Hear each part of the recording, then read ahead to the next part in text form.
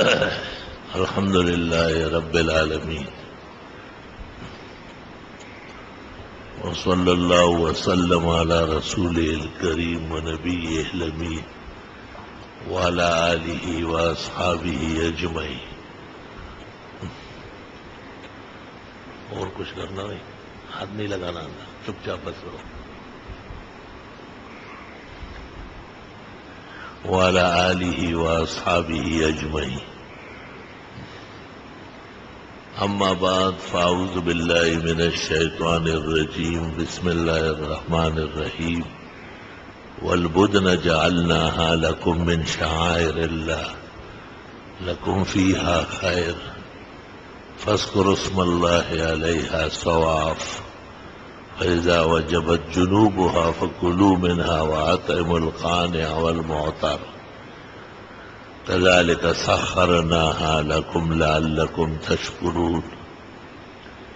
لن ينال الله لحومها ولا دماؤها ولكن يناله التقوى منكم كذلك سخرها لكم لتكبروا الله على ما هداكم وبشر المحسنين. چونکہ اشہر حج ہے اور حج تو اپنے مقام اور مرتبے کے ساتھ دیار عرب میں ادا کیا جاتا ہے. اسلامی عقیدے کے مطابق اسلام کا 5 رکن ہیں اور اسلامی 12ویں مہینے میں ادا کیا جاتا ہے. ذی الحجہ یہ 12واں مہینہ ہے اور یہ جو ذیقعد ہے 11واں ہے. اس سے پہلے جو گزرا ہے شوال وہ 10واں تھا. شوال، ذیقعد و ذی الحجہ ان کو اشہر حج کہا ہے. الحج اشہر معلومات، حج کے مہینے معلوم ہیں اور وہ 3 ہے شوال، ذیقعد اور ذی الحجہ.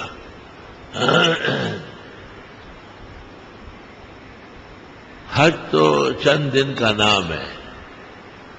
8 ذی الحجہ کو احرام باندھا جائے، خواہ وہ افراد کا ہو صرف حج کا یا تمتع کا ہو صرف عمرے کا، اور عمرہ کر کے اس پر حج کا احرام باندھا جائے.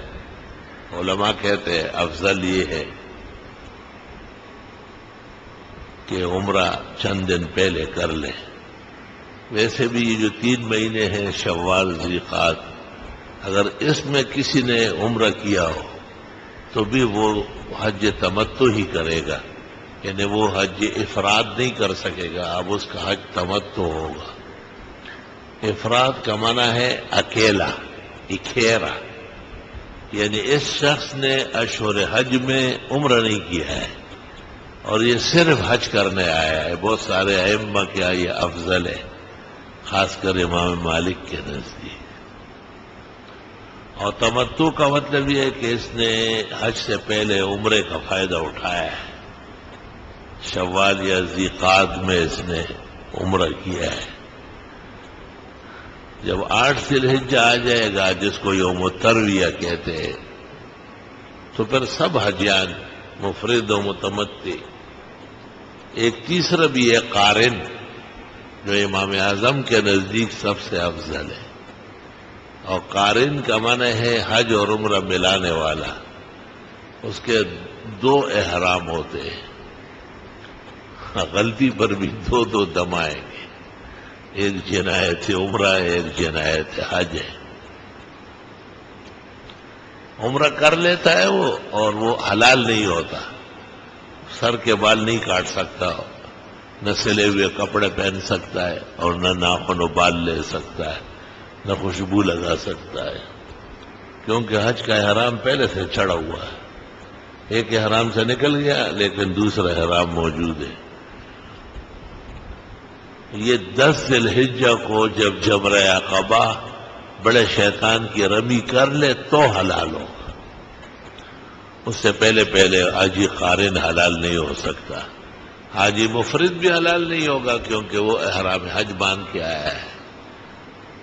جیسے آخری فلائٹوں میں جو لوگ جا رہے ہیں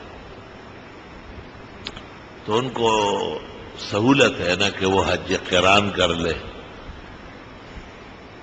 حج قران کا مطلب یہ ہے کہ گھر سے یا اپنے ملک سے یا ایئرپورٹ سے، الغرض پاکستان، ہندوستان اور ترکیہ کا اور یمن کا جو یہ میقات ہے، یا لم ہوائی جہاز میں اعلان ہوتا ہے کہ میقات آنے میں آدھا گھنٹہ ہے،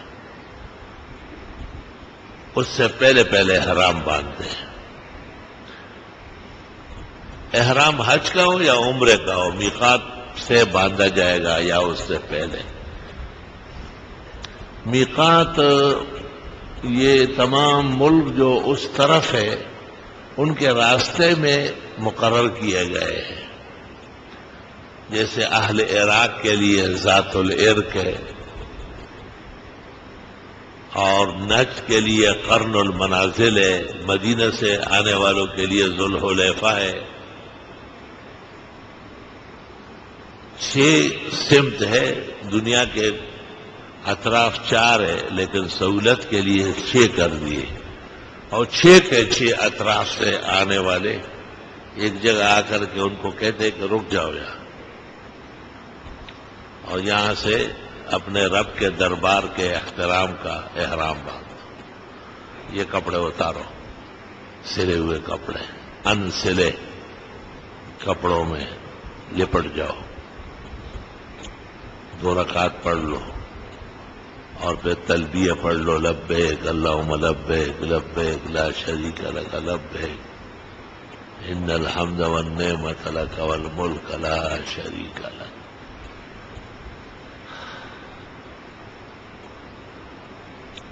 حدیث شریف میں، بخاری شریف اور صحیح مسلم میں، کہ جبریل نے آ کر کے مجھے بتایا کہ آپ کی امت پوری دنیا میں ہوگی، ان کو بہت پہلے سے احرام باندھنے کی بھی اجازت ہے، مشکل ہے، لیکن کچھ جگہ حرم کے سیدھ میں ہم متعین کرتے ہیں. ان جگہوں سے کوئی شخص جو کعبہ زیارت کے لیے آتا ہو بغیر احرام باندھے آگے نہیں بڑھے گا.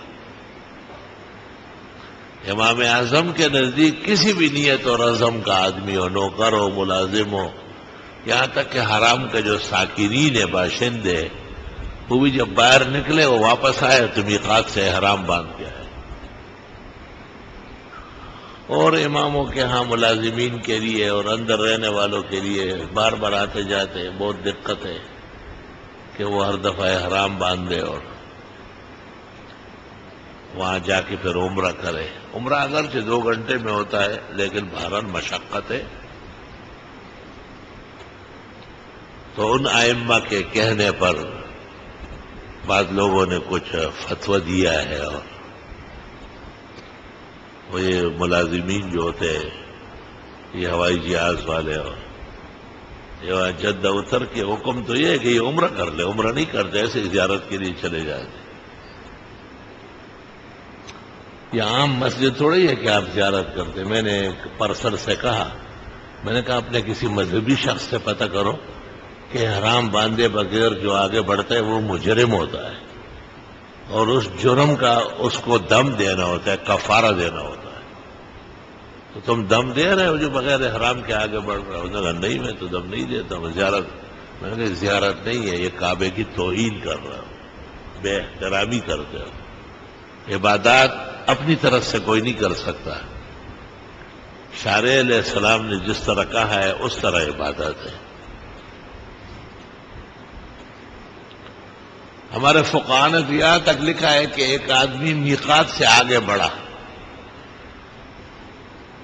اس کو اندازہ ہو گیا کہ میقات سے میں بغیر احرام کے آیا ہوں، تو فعلیہ ان یرجع، واپس چلا جائے اور وہاں سے احرام باندھ کے، اس کی بھی اجازت ہے کہ واپس چلا جائے.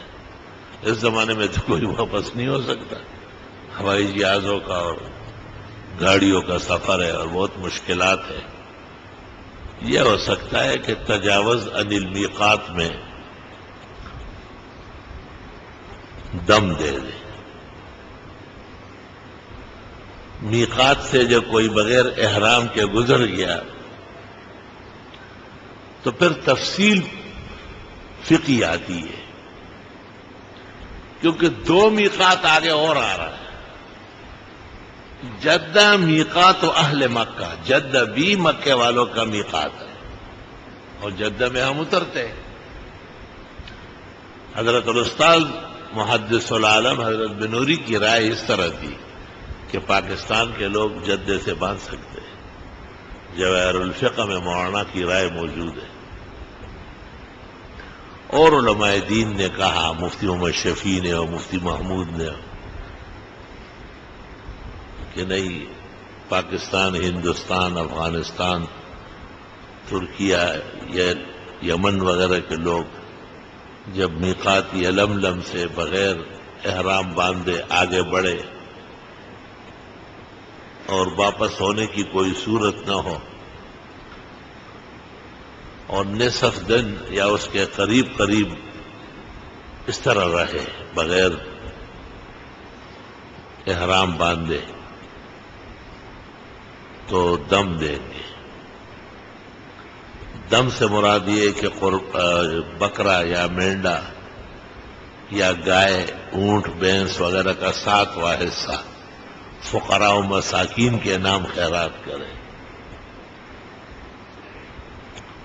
اور یہ دم جو ہے یعنی قربانی وہاں کی جو جنایت اور جرم کی وجہ سے لازم ہوئی ہے. بالغ الکعبہ، یہ کعبہ پہنچانی ہے، کہیں اور نہیں ہو سکتی. ابھی ایک ہمارے منصور بھائی سے یہ بات ہو رہی تھی کہ بعض صورتوں میں ہمارے جو ڈرائیور ہیں دوست احباب ہیں وہ مدینہ منورہ کے ہوتے ہیں، ان کو ہم دم دیتے ہیں کہ یہ آپ 2 بکرے 3 مینڈے، لیکن وہ اتنی مشقت نہیں کرتے کہ مکہ میں کاٹے، ذبح کرے اور پھر گوشت مدینہ لے جائے. ان کو سہولت اس میں ہے کہ مدینہ منورہ میں جانور خریدے وہیں کر لے، اور اس سے دم ہوگا نہیں، کیونکہ مدینہ منورہ کعبہ نہیں ہے. اور اس کے لیے قرآن کی آیت موجود ہے کہ ہدی بالغ الکعبہ، یہ نیاز کعبہ ہے اور کعبہ ہی میں کٹے گا. حدود کعبہ دور تک ہے، مکہ سارا اس میں شامل ہے. مکے کے تمام ہوٹل، گلیاں، بازار، راستے، یہ سب حرام ہے. میقات کے اندر جو جگہ ہے اس کو داخل حرم کہتے ہیں، داخلی میقات. اور پھر ایک حد آتا ہے اور اس حد کے اندر حرم ہے. تنعیم باہر ہے حرم سے، جدہ باہر ہے، جیرانہ باہر ہے، طائف باہر ہے، حوالی باہر ہے. باہر کا مطلب یہ ہے کہ آپ وہاں نکل کر عمرے کا احرام باندھ کے اندر آ سکتے ہیں. عمرہ حرم میں ہوتا ہے تو احرام باہر سے ہوگا، اور حج باہر ہوتا ہے. عرفات مزدلفہ منا میں تو احرام حرم سے باندھ سکتے ہیں. یہ نکتہ ہے اس میں.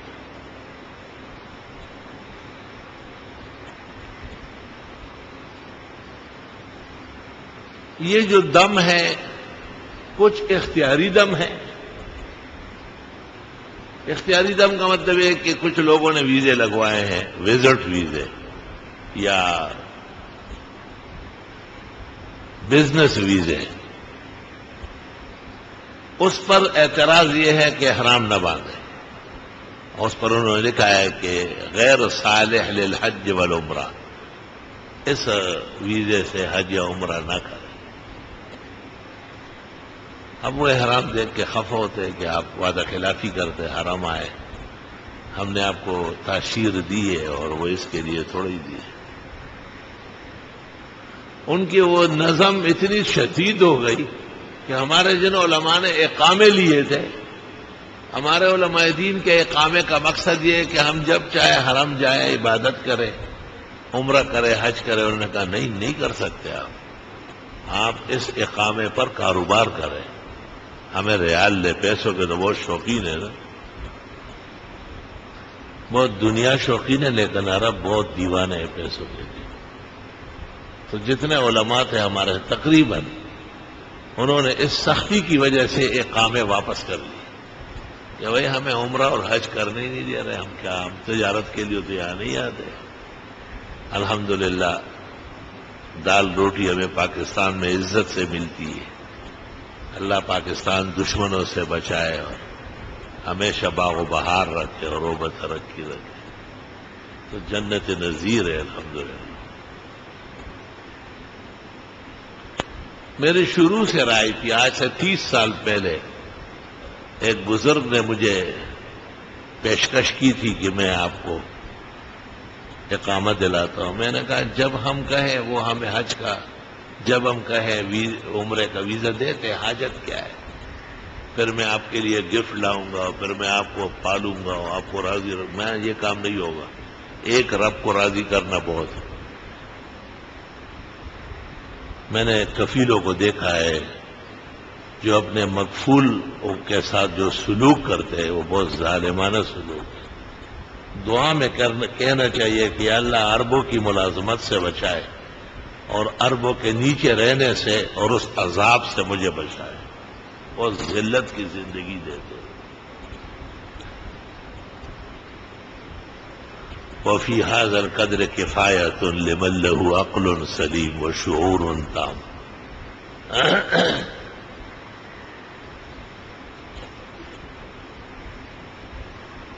تو کچھ دم اختیاری ہے، جیسے ویزا دیا ہے 5-6 مہینے کا، اس میں حج آ رہا. حج ہمارے دوستوں نے کہا جدے میں کہ آپ کے لیے اجازت لی ہم نے، یہ ٹپا لگ جائے گا کہ شیخ حج کرے گا مما احباب کے. لیکن اگر اس قسم کا ویزا کسی کا ہو کہ ان کے قانون کے مطابق اس میں حج یا عمرہ نہیں ہے،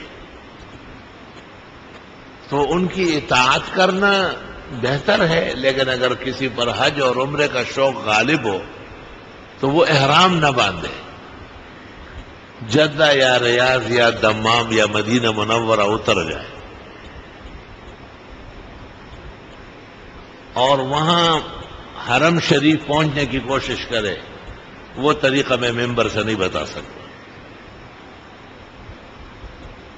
وہاں پہنچ کے ٹائم دیکھ لے کہ جدے سے یہاں تک کتنا وقت ہوا. 2 گھنٹے 4 گھنٹے میں پہنچتا ہے آدمی. تو تنیم سے احرام باندھ کے آئے، کوئی دم وم نہیں ہے، کیونکہ وقت کم ہے، آدھے دن سے بھی کم ہے. جب آدھا دن یا اس سے زیادہ وقت گزرے بغیر احرام کے تو دم آئے گا. یہ تو چند گھنٹے ہوتے ہیں. وہاں سے نکل کے سیدھا تنیم سے ہوتے ہوئے آئے اور تنیم میں 2 رکعت پڑھ کر کے احرام باندھے بغیر دم کے. انت حاج وانت معتمر بفضل اللہ و توفیقہ. وہی په دیوال غنه راته مګدا او د شرمخانو لارې چا بند کړي دي. داسې نه نو داسې سي. الحمدللہ اللہ تعالیٰ فقہا کی قبروں کو نور سے بھر دے اور ان کو جنت الفردوس کے مواقع و مواطن نصیب کرے. انہوں نے تمام گرانیوں کو پٹا کے رکھا. لا الہ الا اللہ. بعض صورت ایسی ہوتی ہے جیسے حج میں کوئی بھی حج ہو، افراد ہو، تمتع ہو، قران ہو، جمرہ عقبہ 10 تاریخ کو عرفات اور مزدلفہ سے واپس آ کے جو صبح صبح شیطان بزرگ کی رمی کی جاتی ہے، اس کو کنکر مارے جاتے ہیں. تو حاجی کبھی کبھی کمزور ہوتا ہے، افغان قلب بھی عذر ہے. استاد گرامی قدر فقیہ ملت مفتی اعظم پاکستان مولانا مفتی ولی حسن نے مجھے کہا تھا کہ جن لوگوں کا دل دھڑکتا ہے، کمزور ہے، ان کو اجازت دو کہ وہ نہ کرے رمی، چھوڑ دے رمی، اور وہ اس کے بدلے میں ایک دم دے دے. اسی طرح بوڑھی عورتیں ہوتی ہے اور بوڑھی کیا جوان بھی پٹتی ہے وہاں.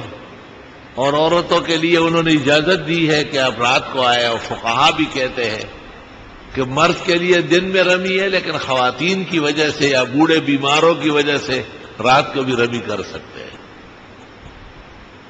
سہولتیں تو فقہا نے اپنی جگہ بہت رکھی۔ کوئی کسی کو وکیل بنائے کہ بھئی میری طرف سے آپ جا ہی رہے ہیں، طاقت توانائی ہے، میری طرف سے بھی 7 کنکریاں، وہ پہلے اپنی مارے پھر آپ کی طرف سے ماں، بس بری ہو گئے۔ اس مسئلے کو فقہا بہت شدت سے بیان کرتے ہیں ہماری کتابوں میں، لیکن انہوں نے ہمارے زمانے کے رمی کے اندر لاشوں کو نہیں دیکھا ہے، ایسی پڑی رہتی ہے جیسے تھلے پر بلاک پڑے ہوتے ایک دوسرے کے اوپر ایسے، یہ دیکھ لیتے تو رمی کو ساقط کر دیتے کہ اس کی کوئی ضرورت نہیں۔ لیکن انہوں نے گنجائش اتنی چھوڑی ہے کہ اگر عقل سلیم سے کام لیا جائے اور فقہ کا صحیح استعمال کیا جائے تو غم چڑھ جائے گا، احکام ادا ہو جائیں گے، گناہگار نہیں ہوگا، ثواب میں کمی نہیں آئے گی۔ مثلا ابھی میرے ایک بھائی نے مجھ سے پوچھا کہ میرے ساتھ تو گھر والی بھی ہے، بیٹی بھی ہے، تو میں نے کہا آپ 3 دن کی رمی چھوڑ دیں۔ اخیر میں 3 دن کے رمی چھوڑنے والے کے ذمہ ایک دم آئے گا، اور اگر آپ نے پہلے دن دے دیے تو دوسرے دن تیسرے کا علیحدہ ہوگا۔ 10 ذی الحج 11 اور 12، 10 ذی الحج کی صبح صرف جمرہ عقبہ بڑے شیطان کی رمی ہے جو کائنات میں لوگوں کو لڑاتا ہے اور غلط نعرے لگواتا ہے، اور اس کے بعد 11ویں ذی الحجہ کو ظہر کے بعد اور تینوں شیطانوں کی رمی ہے، اور 12 ذی الحجہ کو بھی ظہر کے بعد، صبح نہیں، 2 دن 11 اور 12 کو ظہر کے بعد ہے۔ اگر کوئی رات کو وہی رہا سہولت کے لیے، 13ویں تاریخ کو رات گزاری، صبح صادق داخل ہو گئے تو سورج نکلنے کے ساتھ کر سکتا ہے، 13ویں کو پھر سہولت ہے 10ویں کی طرح۔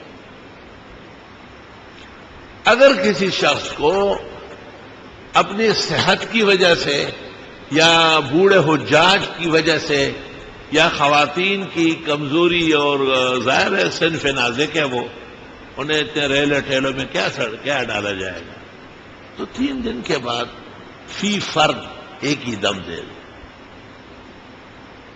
دم کون سا مشکل کام ہے بابا، سل پلاری پورے ہو جائے وپے د بنگڑو، رنگ د خود رخشو بھی خوکاگی دے سڑو۔ عام دنوں میں وہاں پر 100 روپے کا بکرا ملتا ہے یا مینڈا، حج میں 200 کا ہوگا کیونکہ رش ہوتا ہے، تو اتنی بڑی پیٹ پٹائی سے آدمی بچتا ہے، دھکے کھانے سے بچتا ہے۔ ہمارے ایک بزرگ تھے، وہ کسی باہر آئرلینڈ سے یا نیوزی لینڈ سے کوئی جماعت آئی تھی، نوجوانوں کی تبلیغ جماعت ہے، نوجوان تھے، حج کرنے مل کے آئے۔ میں وہاں موجود تھا میزانہ کے پاس، میرے پاس آئے اور مجھے کہا کہ ہمیں مشکل حج بتائے، ہم مستنڈے ہیں، ہمیں کوئی تکلیف تو نہیں۔ میں نے کہا آپ کے ساتھ عورتیں ہیں، کہیں پریشان نہ ہو جائے۔ میں نے کہا حدیث شریف میں دعا آسانی کی ہے، مشکل کی نہیں۔ حج کی یا عمرے کی 2 دعائیں ہیں، اللہم یسر ہو خدایا آسان فرما، وتقبل ہو خدایا قبول فرما۔ تو پیغمبر کی خواہش اور امت کے لیے مہربانی یہ کہ لوگوں کے ساتھ سہولت پیش آئے، نہ کہ دقت۔ میں نے کہا دقت کی باتیں نہ کرو، بہت مشکل ہے، پناہ مانگو دقت و گرانیوں سے، خدایا آسانی عطا فرما۔ میں نے ان کو کہا کہ یا تو بیوی کی وجہ سے آپ رات کو جا کے رمی کر لیں، تو یہ بھی ساتھ ہو تو کوئی حرج نہیں، رات کو رش اس زمانے میں بہت کم ہوتا تھا، اور یا یہ کہ اگر دن میں کرنا ہے تو آپ کر لیں، بیوی کو نہ لے جائے، عورتوں کو چھوڑے، اور اگر اور دقت و گرانی ہے تو 3 دن کی چھوڑ دو، اخیر میں فی فرد ایک دم دے دو، کوئی کراہیت نہیں۔ تو میرے ساتھ ایک بڑے بزرگ عالم تھے، ایک نہیں 8-10 تھے، حضرت مولانا سنجان صاحب، مفتی فرید صاحب، مولانا وہ شیخ العزیز شیر علی شاہ صاحب، اور بھی کئی علماء تھے. وہ طالبان دور تھا، وہ طالبان نے فری فنڈ میں ان کو بھیجا تھا، سرحد کے مولویوں کو. ہم یہاں سے اپنے حساب سے گئے. وہ بڑے حیران ہو گئے، مجھے کہنے لگے یہ تو بڑا آسان کر دیا. میں نے کہا یہی مسئلہ ہے جو میں بتاتا ہوں، اور سے سن لے، اس میں تنکے نہ مارے. وہ تنکے مار مار کے لوگ وہ ٹھکانے لگا چکے. چنانچہ ان میں سے ایک بزرگ، انہوں نے میری بات نہیں مانی اور اپنے حساب سے چلے گئے. جب واپس آئے ماتویرا فقی تھے واقعی، وہی لمبورے میں کلاو شو چشمے میں لاڑے وہ دقا سرا روان ہو. میں ماں خدا طویل جرا سے مکہ ہوتا نا میں نے لچی یخش اس رش کا کوئی مقابلہ کر سکتا ہے؟ اللہ اپنے فضل و احسان سے کل عالم کے حاجیوں کو سہولتیں اور آسانیاں نصیب فرمائے. حج کوئی گپ شپ نہیں ہے کہ بس یہاں سے منہ چوپے ہاتھ پیر کے چلا گیا، وہاں سے کبڈی لڑ کے آ گیا. حج جان دینے کے برابر عمل ہے، جان دینے کے برابر.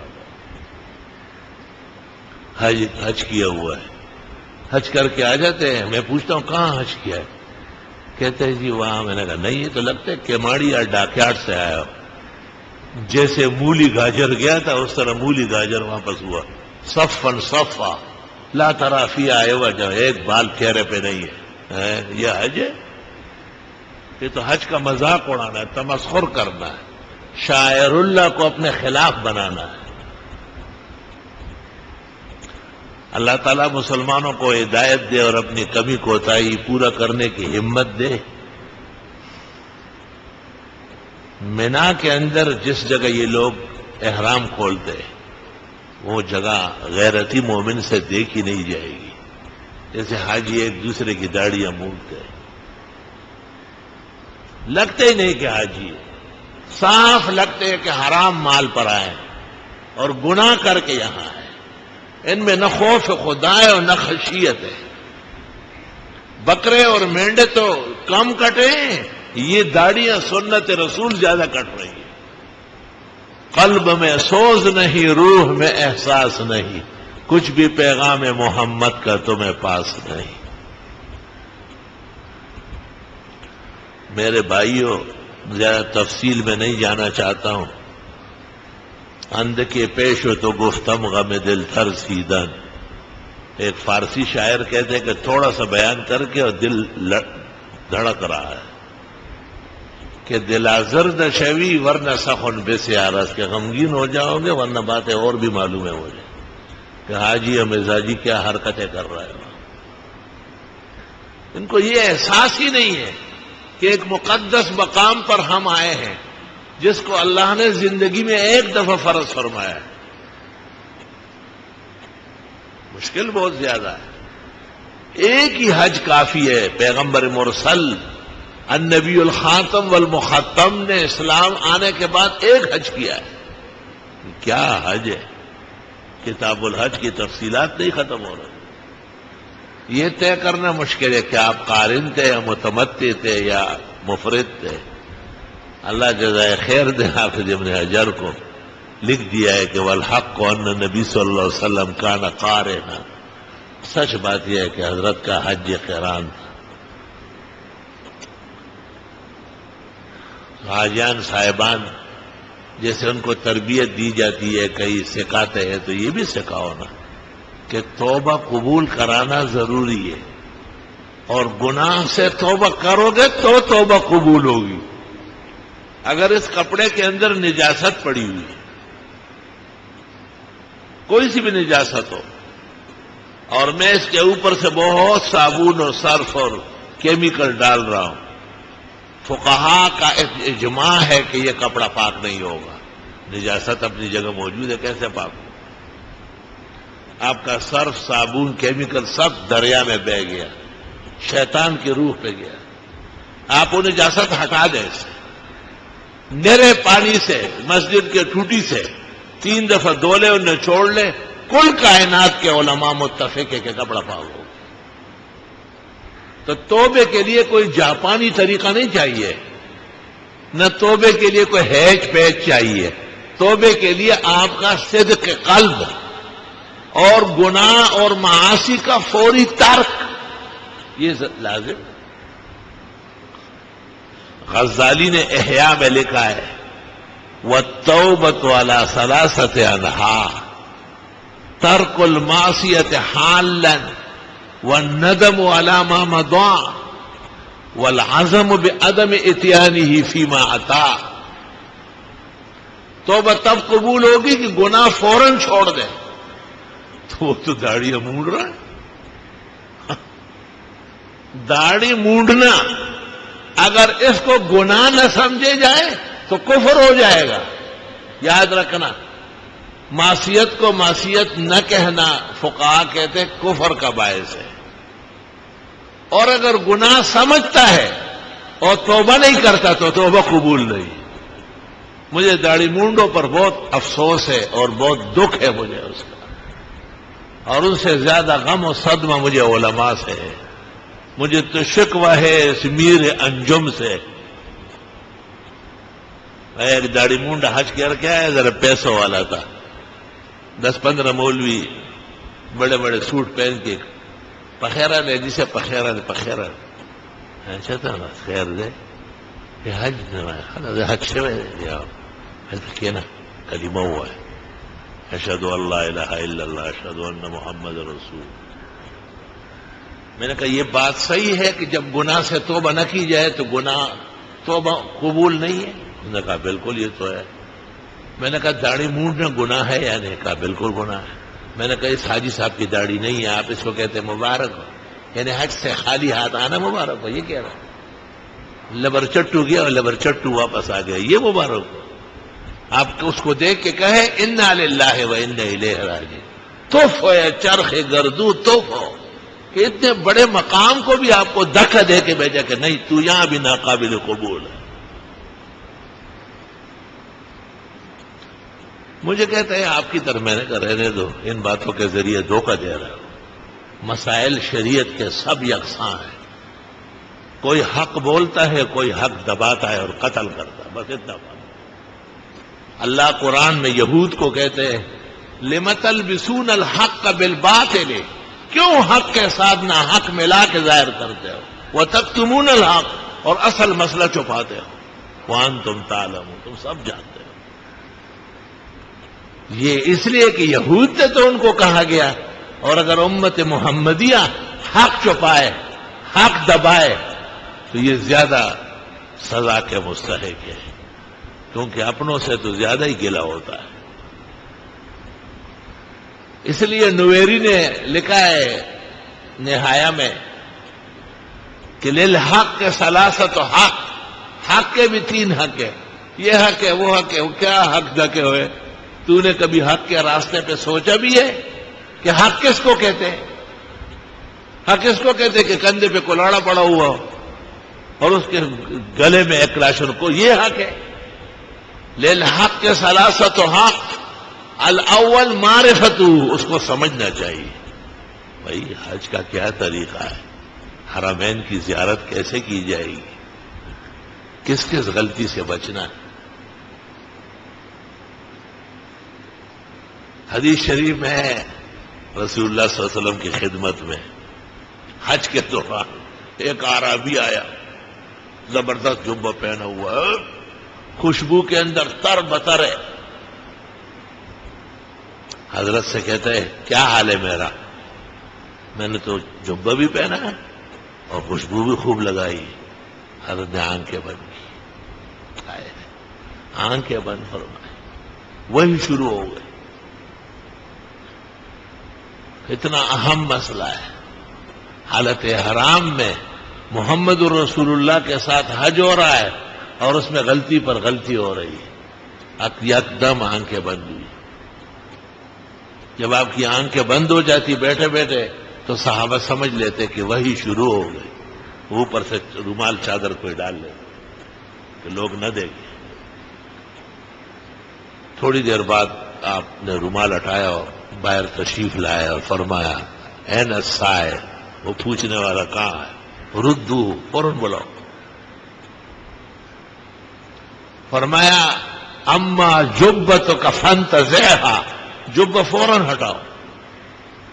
واما طیبک فاغسلہ، اور جسم سے خوشبو فوراً دور کرو. ثم فعل کما یفعل الحاج، پھر وہی کام کرو جو اور حاجی کرتے ہیں. علماء دین کہتے ہیں ان مسائل میں باقاعدہ وحی نازل ہو گئی سمجھانے کے لیے کہ حضرت یہ طریقہ ہے اس کا. اس نے جبہ پہنا ہوا ہے، وہاں تو کفن کی طرح دو کپڑے ہوتے ہیں جسم پہ، اور وہ بھی انسل ہے.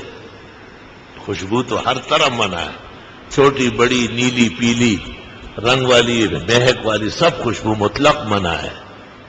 بعض فقہا تو احتیاطاً اس کھانے پینے اور پھل فروٹ کی بھی اجازت نہیں دیتے جن کی خوشبو مہکتی ہو، اگرچہ مجھے اس پہ نظر ہے اور بحث ہے. احتیاط کرتے ہیں کہ لوگوں کا احرام خراب نہ ہو جائے، لوگوں کی عبادات متاثر نہ ہو جائے. تو حق کے بھی تین حق ہے. ایک یہ کہ اس کو پہچان لو، سمجھ لو. بھائی کتابیں لکھی گئی یار، علماء کے لیے تو دریا ہے بڑے بڑے. ما من کتاب من فقہ ولا حدیث الا فیہ کتاب الحج والعمرہ مع الہدایا والجنایات. اور اردو میں ہمارے بزرگوں نے فقیہ الہند اور محدث الہند مولانا رشید احمد گنگوئی نے زبدۃ المناسک لکھی ہے، اب یہ ہماری طرف سے چھپ رہی. الحمدللہ تمام بزرگوں کا وہی مطالعہ میں رہا ہے. حضرت مفتی شفیع نے لکھا ہے احکام حج، بہت اچھی کتاب، بہترین ہے. اور استاد محترم مولانا ادریس میرٹھی نے آپ حج اس طرح کیجئے اور آپ عمرہ اس طرح کیجئے، کتاب کا نام رکھا ہے، بہترین کتاب ہے. یہ وہ لوگ ہیں جن کا سال ناغہ نہیں ہوا ہے، تو جو آدمی جتنا زیادہ حج اور عمروں میں رہا ہو اتنا ان پر مسائل اور باریکیاں کھلتی ہے. سینکڑوں مسائل ایسے پیش آ جاتے ہیں ہم بھی حیران ہو جاتے ہیں کہ وہ اس کا کیا حال ہے. لا الہ الا اللہ. اور سنا ہے کہ حج اور عمرے کے عبادات میں یہ شامل ہے کہ بڑے بڑے فقہا بحار و زخار وہ بھی متحیر ہو جاتے ہیں. یہ دیکھا نہیں کہ پیغمبر سے پوچھا گیا، ہاں کان آ گیا اور اس نے کہا جی یہ میرا جبہ ہے، یہ میری خوشبو ہے، میں آپ کے ساتھ حج میں ہوں، میرے لیے کیا حکم ہے؟ آپ کو کیا اللہ نے سینہ دیا ہے، کیا کمال شفقت و محبت ہے. فوراً آپ وحی کی کیفیت میں چلے. صحابہ نے اوپر سے چادر ڈالی اور چند لمحوں کے بعد ثم سر عنہ، بخاری میں کیفیت ختم ہو گئی. آپ نے کہا کہاں ہے وہ جبہ پہنا ہوا، خوشبو میں لت پت، بلاؤ اسے. اور خود سمجھایا اس کو. تو حاجیان صاحبان ہمارا سرمایہ ہے، ہمارے بھائی ہے، چھوٹے اور بڑے اور کم نیکیوں والا اور زیادہ نیکیوں والا. ہمیں دکھ ہے کہ یہ لوگ سچی توبہ کر لیں اور واقعی حج کا حق ادا کر لیں. وہ ایک شخص مجھے ملا، کہتے ہیں یہ حج تو میرا ایسا ہی ہے. میں نے کہا کیوں؟ او جی اتنی غلطیاں ہوئی ہے، پھر آؤں گا. میں نے کہا خدا کا خوف کرو. عرفات میں مجھے کہہ رہا، میں نے کہا وہ بابا یہاں ہر شخص کے گناہ معاف ہوتے ہیں سوائے 5 آدمیوں کے. شرک اور بدعت کرنے والا یہ ایسے ہی آتے جاتے ہیں خالی ہاتھ، ان کا کچھ بھی نہیں. آکل الربا، سود خور اور سود چور. آگ کل والدین، ماں باپ کا آگ کیا ہوا جب وہ معاف نہ کرے. مدمن الخمر، شراب کا عادی. قاتل النفس، نہ حق قتل کرنے والا اور اس نے کوئی اس کا کفارہ اور قصاص ادا نہیں کیا، دیت ادا نہیں کی. یا کسی ایسے گناہ کا مرتکب جس کا گناہ ہونا سب کو پتا ہے اور یہ توبہ نہیں کرتا. تو میں نے کہا آپ اس طرح نہ کریں، آپ اللہ کے حضور روئے، معافی مانگے اور آپ کہے خدایا میری نماز میں بھی کمیاں ہیں، میرے روزے میں بھی ہے، کون سی چیز ہے جس میں ہماری کمال حاصل ہے، ہمیں توبہ کرو اور اللہ سے معافی مانگ کے کہے یا اللہ میرے یہ ٹوٹا پھوٹا حج جو ہے اس کو بھی قبول فرما۔ وہ جو جبہ پہنا ہوا تھا وہ خوشبو میں پورا نہا کے آیا تھا، پیغمبر نے اس کو نہیں کہا کہ آپ اگلے سال فرمایا نہیں، بس جبہ اتارو اور خوشبو دھو لو اور حج جاری رہو۔ تو لوگوں کے امیدیں بھی بڑھانی ہے، ان کو کام میں بھی لگانا ہے اور انہیں اللہ کے قریب کرنا ہے۔ اس لیے حق کے تین حق، ایک پہچاننا اور جاننا، دوسرا اس پر ڈٹا رہنا۔ جب ہم کہتے ہیں کہ یہ حق ہے تو پھر پیچھے مت ہٹو۔ جس گل کو دل دیا ہے وہ جس پھول پر فدا ہو، یا وہ بغل میں آئے یا جاں کفس سے چھوٹے۔ اور تیسرا یہ کہ پھر اس کے مخالف، اس کے دشمن، اس کے بدخواہ، اس کے جو منفیات ہیں ان کا رد بھی کرنا پڑے گا۔ وَبِهَذَا الْقَدْرِ نَكْتَفِي الْيَوْمَ وَلِلَّهِ الْحَمْدُ أَوَّلًا وَآخِرًا وصلی اللہ تعالی علی خیر خلقہ۔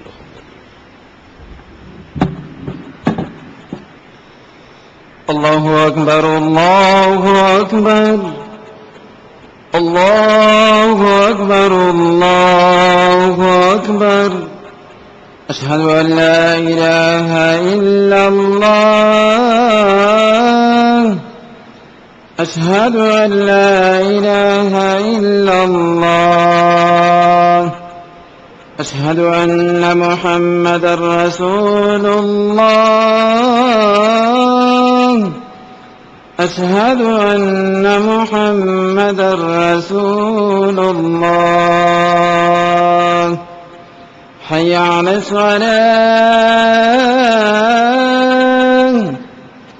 حی علی الصلاة،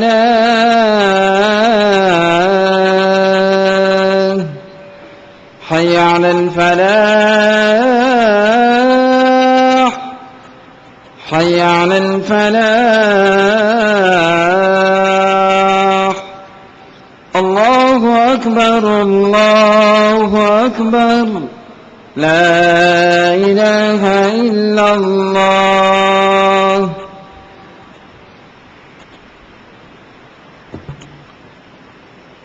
الحمد للہ جل وعلا الذي خلق الأرض والسماوات العلى وهو الله إله في الأرض وإله في السماء الرحمن على العرش استوى له ما بين أيدينا وما خلفنا وما تحت الثرى الذي جعل القمر نورا والشمس ضياء ألا له الأسماء الحسنى تبارك الله تعالى ألا له الخلق والأمر تبارك وتعالى وصلى الله وسلم على رسوله المصطفى ونبيه المجتبى وأمينه على وحي السماء شافع الشفعاء يوم الجزاء وعلى آله وأصحابه أفضل الخلائق بعد الأنبياء ومن بهديهم اقتدى وبآثارهم اقتفى من المفسرين والمحدثين والفقهاء إلى يوم الجزاء. أما بعد، أعوذ بالله من الشيطان الرجيم. وأتموا الحج والعمرة لله. وقال الله تعالى: الحج أشهر معلومات فمن فرض فيهن الحج فلا رفث ولا فسوق ولا جدال في الحج وما تفعلوا من خير يعلمه الله وتزودوا فإن خير الزاد التقوى واتقون يا أولي الألباب.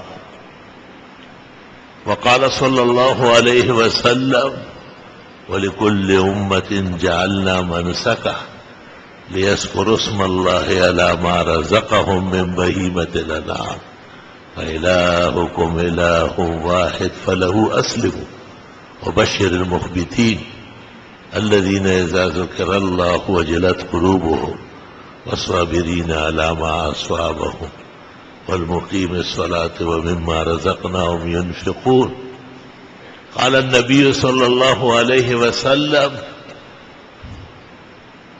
من وقف عرفة فقد حج، وفي رواية الحج عرفة. وقال صلى الله عليه وسلم: الحج المبرور جزاؤه الجنة. وقال صلى الله عليه وسلم: إن الحج يغسل الذنوب كما يغسل الماء الدرن. بارك الله لنا ولكم في القرآن العظيم ونفعنا وإياكم بالآيات والذكر الحكيم. إنه تعالى جواد قديم كريم ملك بر ورب رؤوف رحيم.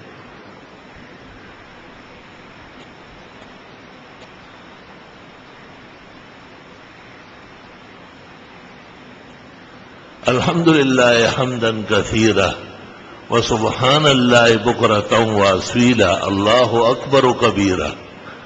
أشهد أن لا إله إلا الله وحده لا شريك له، وأشهد أن سيدنا ونبينا ومولانا محمدا أحمد عبده ورسوله صلى الله تعالى عليه وعلى آله وأصحابه وبارك وسلم تسليما كثيرا كثيرا. أما بعد، فقد قال النبي صلى الله عليه وسلم: الله الله في أصحابه لا تتخذوهم غرضا من بعدي، ومن أحبهم فبحبي أحبهم، ومن أبغضهم فببغضي أبغضهم. خير القرون قرني ثم الذين يلونهم ثم الذين يلونهم.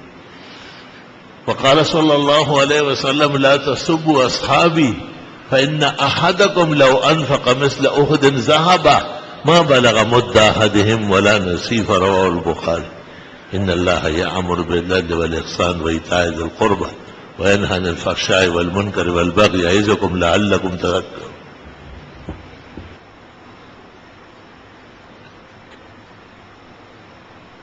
انہوں نے پوچھا ہے کہ آپ جو دعا کے آداب بیان کرتے ہیں کہ دعا کی ابتدا درود شریف سے نہ ہو، تو یہ صرف دعا تک ہے یا اور بھی تمام امور میں جس عمل میں ہے کہ اول و آخر درود، یہ اول کا لفظ کاٹ ہے، یہ غلط اور خلاف شرع و حدیث کے خلاف ورزی ہے. حدیث میں اول اللہ کا حمد و ثنا ہے. جتنے بھی اعمال اور وظیفوں میں ہے کہ اول و آخر، وہاں بھی اول کا لفظ غلط ہے. آخر میں تو درود شریف یقیناً افضل الاعمال ہے. پیغمبر ہے بھی آخر الرسول، آخر الانبیاء، آخر الشرع، آخر الادیان. لیکن یہ جو ابتدا میں من گڑت بات مشہور ہوئی، پیغمبر نے اس کو منع فرمایا اور فرمایا جب تم کوئی کام شروع کرو تو اللہ کے حمد و ثنا سے، اس کے بعد درود شریف پڑھو اور پھر جو مانگو جو کرو اللہ مدد کرے گا. عمل الیوم واللیل لابن سنی صفحہ 131. جی، جب والدین کے آپس میں اختلاف ہو تو اولاد کو کس کی طرفداری کرنا چاہیے؟ جبکہ بظاہر یہ معلوم ہو رہا ہے کہ والد ناانصافی عموماً والد ہی ملزم سمجھا جاتا ہے، یا تو اس لیے کہ وہ طاقتور ہے یا اس لیے کہ چونکہ وہ مرد ہے. بہرحال والدین دونوں واجب الاحترام ہیں. اولاد کو ایسا سلوک کرنا چاہیے کہ دونوں میں سے ایک کی بھی بے ادبی نہ ہو جائے. دونوں کا دل رکھنا اور آپس میں صلح کرانا مناسب معلوم ہوتا ہے.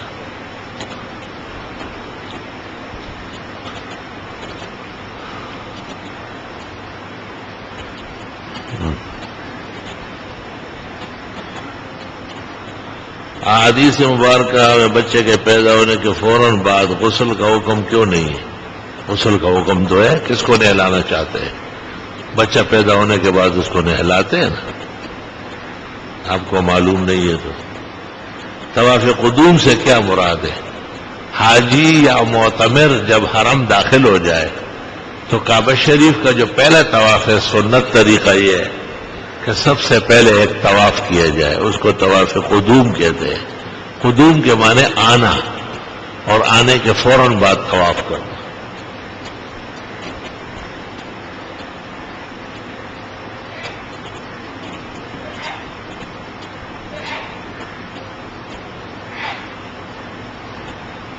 ایک تبلیغی بھائی فرماتے کہ بچوں کو جو حفاظتی ٹیکے لگوائے جاتے ہیں بیماری سے پہلے، وہ کہتے ہیں کہ جب بیماری نہیں ہے تو علاج کیوں کرتے ہیں؟ وہ تو تبلیغی ہے، مولوی نہیں ہے، تو اس کو کیا ضرورت ہے مسائل میں دخل دینے؟ قبل از وقت بھی احتیاطی تدابیر کے طور پر معالجہ شامل ہے، قبل از وقت بھی علاج سنت ہے۔ کیا مستحق سید کو زکوٰۃ دینا درست ہے؟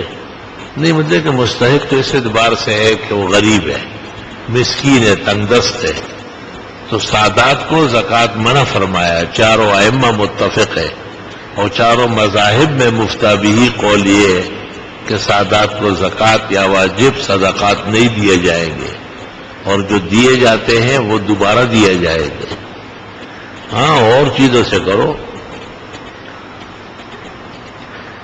فجر کی سنت اگر قضا ہو جائے تو اشراق کے وقت پڑھنا جیا، امام حسن ابن زیاد نے امام اعظم سے نقل کیا ہے۔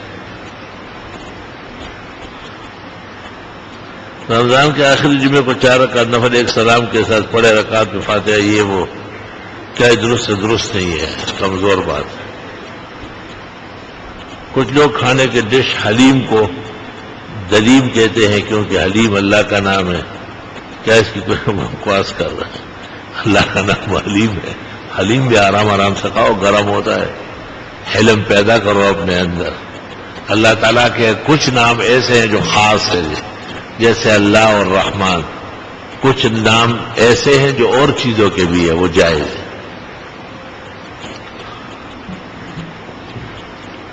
بعض نہار میں پانی پینے سے منع کرتے ہیں۔ مولانا اشرف علی صاحب نے بہشت زیور میں لکھا ہے کہ بعض لوگ نیند سے بیدار ہوتے ہی پانی پیتے ہیں، یہ نہیں کرنا چاہیے، کبھی کبھی اس سے یکدم فوت ہو جاتا ہے۔ وساوس و شبہات کو دفع کرنے کے لیے تلاوت کی زیادت یا نوافل زیادہ پڑھا جائے۔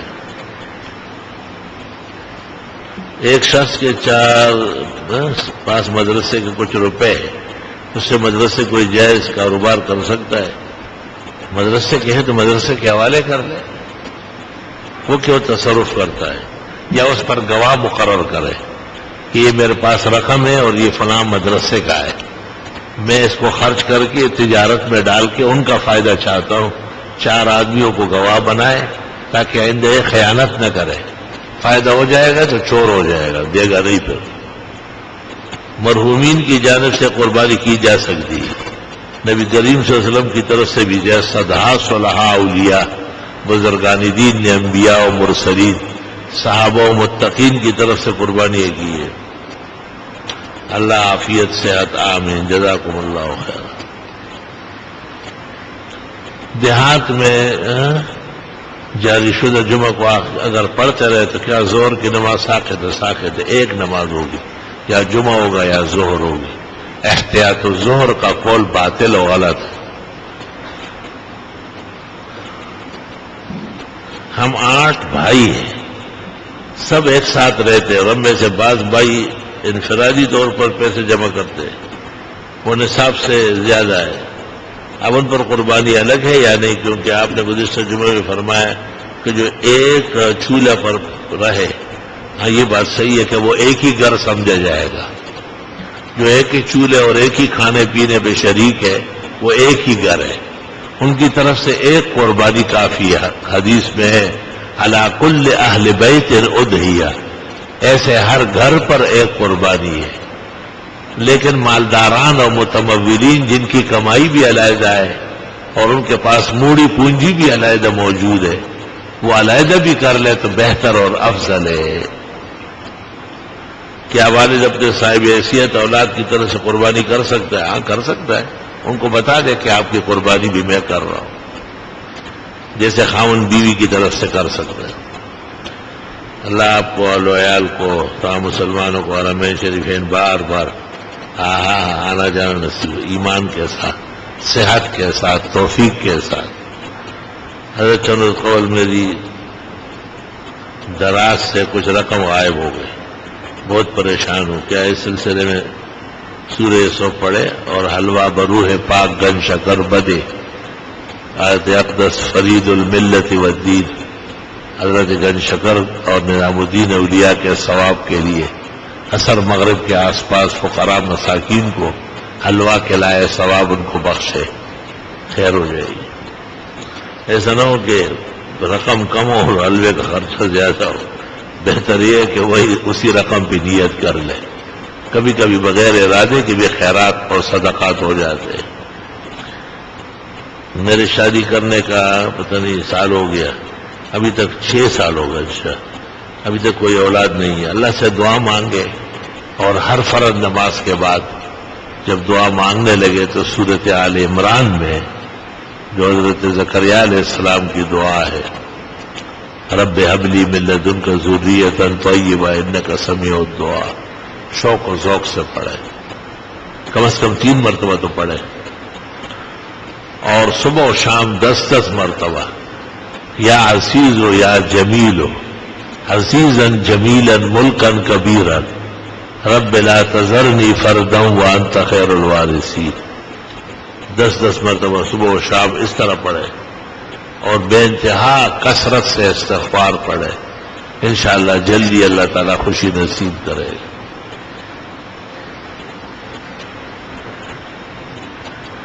میری امی وفات پا گئی، ان کی مقام آمین، اللہ تعالیٰ بخشش فرمائے۔